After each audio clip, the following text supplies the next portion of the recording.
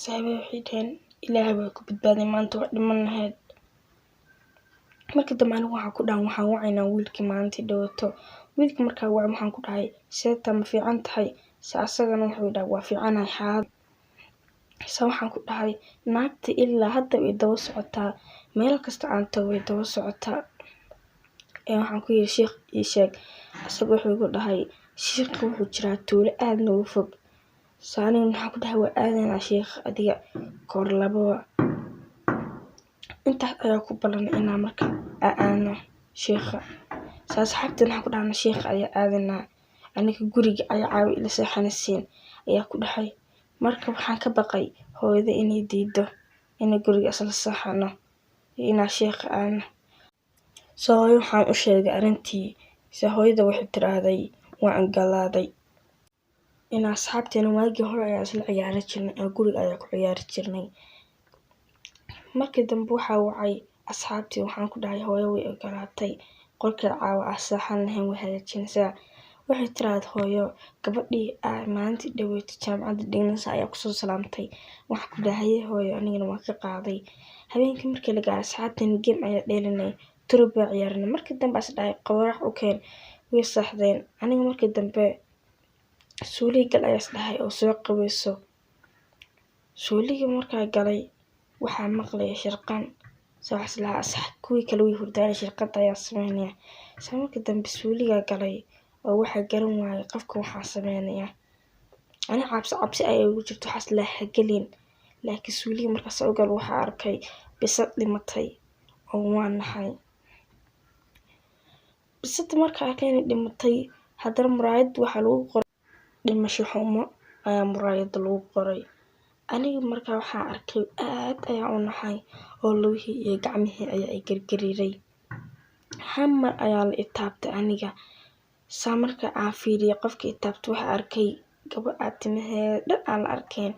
Waa qayliyay aniga oo was naxay. Oo dhulka ayaan ku dhacay. Subaxdii markaas soo kacay waxaa arkay asxaabteeda oo hurda.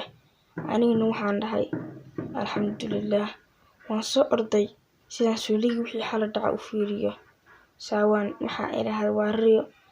Markaa gacmahayga fiiriyo waxaan arkay in tattoo ku suran yihiin oo calaamadaas. Waan naxay marka asxaabteeda waxaan ku dhahay fiir waxa ii marsan. Waxay dhaheen adaa marsan miyaa? Waxaan ku dhahay aniga marsan. Markii dambe anigu waan naxay oo waxaas lahaa ayaa ku mariyay. Intii marsan ma ogeyn. Markii dambe waa isu soo tagay oo aniga ooyay waxaas ka imaaday.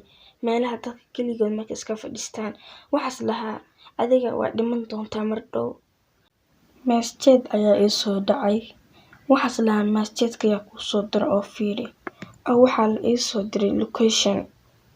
Waxaan siraadayaa location ku soo diray. Oo asxaabteedii ayaa markay guriga tagnay xarka ayay ka baqaya. Oo waxa ka baqaysa ayaa ku dhahay. Isla markii leerarkii oo dadamay ayaa arkay waan naxay. Wiilkii ayaa ku dhahanay kale no imo oo sheekha kale no gee. Wiilkii arrintii dhan baa usugna wuxuu dhahay haa sheekha wuxuu joogaa meesha tuulo nagu fogay nakeena aadnay. Waxaan ku dhahanay hayo waahayna mari waa gal lahay. Aniga markii waan soo baxnay oo waxaan aadnay dhanka iyo tuuladii ayaa u soo soconay. Markii dambe waxaan soo gaarnay goobtii sheekha uu joogay. Waxay ahayd meel iska qurux badan oo aad u qurux badan oo cagaar badan. Markii dambe waxaan soo gaarnay gurigii sheekha. Wiilkii meesha ilaalinay ayaa joogay. Wuxuu dhahay sheekha aaway ayaa ku dhaanay. Wuxuu dhahay sheekha xaggaas buu joogaa. Wuxuu dhahay nakeena na soo tusee. Markii dambe waan soo raacnay oo waxaan imaanay gurigii sheekha. Sheekha markaan imaanay waxaan arknay inuu sheekha fadhiyay oo agtiisa yaalaan shumacyo badan. Wiilka ayaa ku dhahay sheekhow dadkan ayaa raba inay kula hadlaan. Wiilka markuu intaas ku dhahay sheekhu wuxuu dhahay hayo waa fadhiista. Marka sheekhu waxaan u sheekayay qisadii oo dhan ee dhacdo keenta ilaa gurigeyga wixii xal dhacay. Sheekhu wuxuu dhahay keentas miya aadeen. Anaga kulligeen cabsi daraadeed waa aamusnay oo waa baqnay. Ayaa ku dhahnay keentas ayaa aanay. Wuxuu dhahay waqti ka bacdi imaada. haye waaya markii dambe sheekh waa kasoo tagnay oo haddana waa la isoo wacay. Hooyadii ayaa isoo wacday oo waxay tiraahday xaggee jirtaa? Waxaan ku dhahay hooyo tuuladii sheekh ayaan jiraa, caawan xaggaas ayaa seexanayaa. Bas habeenkii markii la gaaray, ninkii waardiyaha sheekha ahaa ayaa gurigiisa caawa seexanay.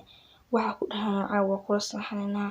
Anigu waxaa maqlay gabar ooysa, sabax dhahay waxaa maqlayaa gabar ooysa. Waxaa lagu dhahay maya gabar ooysa maahane, waa gaariyooyinka maxay ahayd nadiifiya meeshaan.